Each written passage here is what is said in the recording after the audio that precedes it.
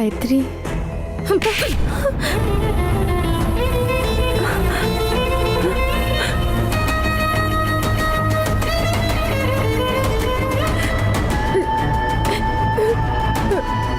Regina,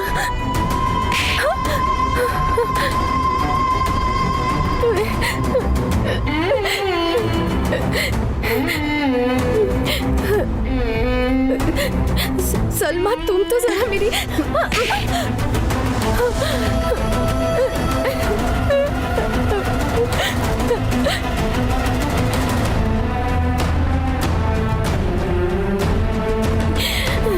तुमको क्या लगता है हाँ? हमारी कोई ट्रेन वाली फ्रेंडशिप है कि थोड़ी देर तक बात हुई और अच्छी फ्रेंडशिप हो गई हाँ?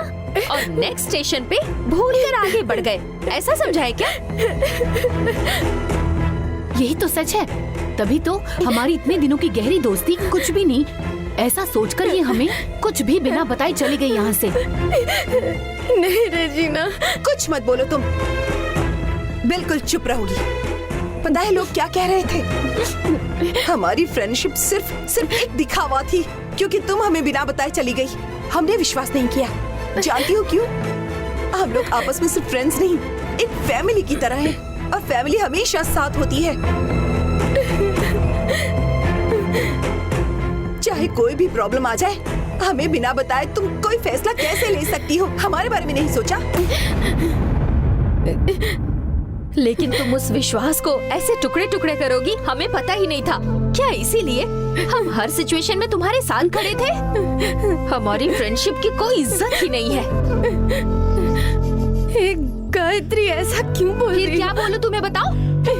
तुम्हारे लिए ना ये फ्रेंडशिप कुछ है ही नहीं, लेकिन हम ऐसे नहीं हैं। मुझे लगता है आनंदी, जब तुम पहली बार हॉस्टल में आई थी ना, तो मित्रा की तरह मुझे भी अपने रूम में तुम्हें नहीं रहने देना चाहिए था। हम तुमसे मिले ही क्यों? हे भगवान, मैं अपनी बात तुम्हें कैसे समझाऊं, मुझे नहीं पता। मित्रा और करुणाकरण ने मुझ पर चोरी का इल्जाम लगाकर मुझे निकाल दिया, और उस एक पल में सब कुछ खत्म हो गया। मैं उस सदमे से बाहर ही नहीं आ पाई।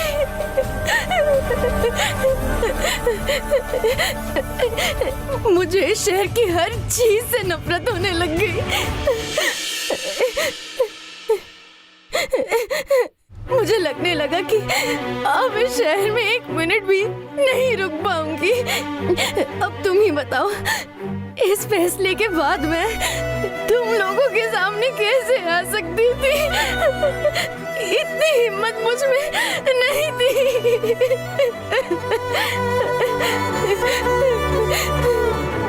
जिन लोगों को तुम अपनी जान से भी ज्यादा चाहते हो ना, उनको तुम तकलीफ नहीं देना चाहते हो, इसीलिए मैं तुम लोगों को ये बात नहीं बता पाई।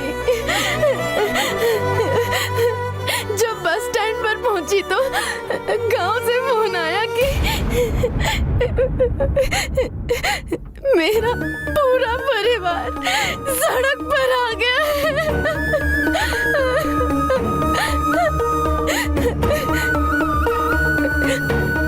मेरी आंखों के सामने एकदम से अंधेरा छा गया।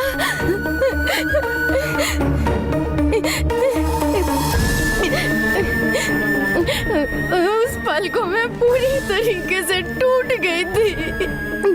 तुम लोगों को बिना बताए गई वो गलत है, लेकिन उसके लिए मुझ पर उसके लिए ताने मत मारो, मैं नहीं सह पाऊंगी।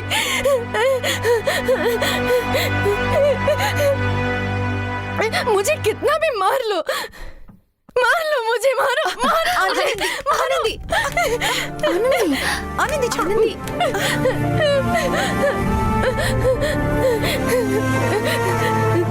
लेकिन उसकी वजह से मुझे अपने आप से अलग मत करो। आनंदी, सॉरी हाँ। तुम हम लोगों को छोड़कर चली गई तो ऐसा लगा हमने सब कुछ खो दिया, और गुस्से में तुम्हारी सिचुएशन को समझे बिना ऐसा कह दिया। Very sorry. आनंदी, हॉस्टल में जितनी भी लड़कियां हैं सबकी एक लाइफ है, लेकिन हम 4 लड़कियां ही ऐसी हैं जो एक फैमिली की तरह है। अगर तुम्हें कोई तकलीफ है तो वो हमारी भी तकलीफ है। तुम्हारा कोई दुख है तो वो हमारा भी है। तुम्हारा कोई सुख है तो वो हमारा भी सुख है। ऐसा तुमने ही कहा था ना। लेकिन अब तुम्हारी इतनी बड़ी परेशानी में हम तुम्हारा साथ नहीं देंगे, ये तुमने सोच कैसे लिया आनंदी? हम हैं आनंदी, तुम फिक्र मत करो। ये गारमेंट्स जॉब गई तो जाने दो, दूसरी जॉब देख लेंगे। बस तुम हिम्मत मत हारना। वो मित्रा ही सारे फसाद की जड़ है, उसे नहीं छोड़ने वाली हूँ मैं। रहने दो सलमा, तुम लोग इस मामले में मत ही पड़ना, बस मेरे साथ रहो, यही काफी है मेरे लिए। हे आनंदी, हम सब हमेशा तुम्हारे साथ हैं।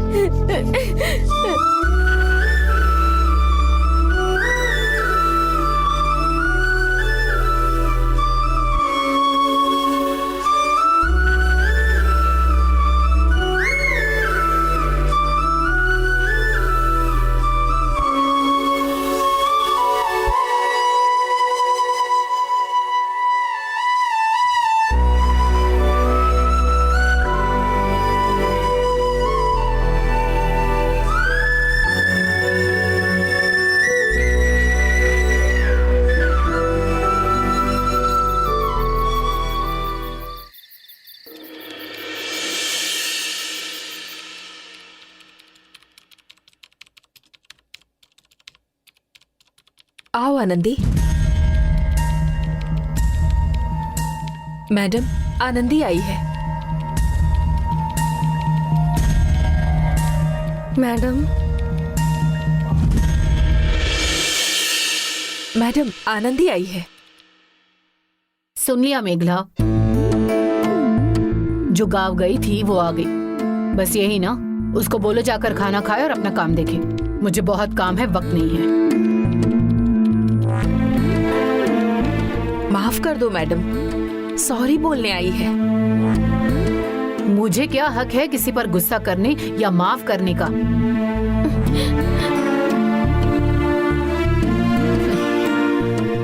मैं तो बस एक वार्डन हूँ। मैं सॉरी बोलने नहीं आई हूँ, सीने से लगाकर रोने के लिए मेरी माँ नहीं है, इसीलिए आपके पास आई हूँ।